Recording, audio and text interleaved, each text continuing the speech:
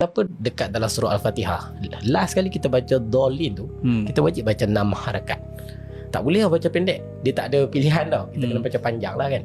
Kenapa? Bila kita fikir balik, tak ada, baca lah sebab kita nak disiplin. Dia panggil dalam recitation tu dia ada disiplin. Tapi meaning ada. Sebab dia cerita tentang, kalau kita baca balik tafsir, dia cerita tentang orang Kristian yang sesat. Berapa tahun orang Kristian ni nak sesat, Yusof? Berapa gap di antara Nabi Muhammad dengan Nabi Isa ni berapa lama? 600 tahun lebih. Dan bukan senang mereka untuk perlahan-lahan nak menyesatkan apa yang tertulis dalam Bible. Proses menyesatkan itu, kita sedang menggambarkan sejarah yang panjang dalam satu perkataan. Oh, okay. Interesting Itu bahasa. Itu bahasa. Dahsyat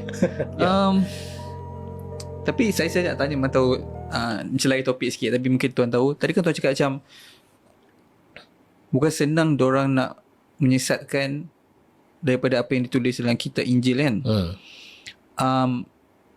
Podcast ni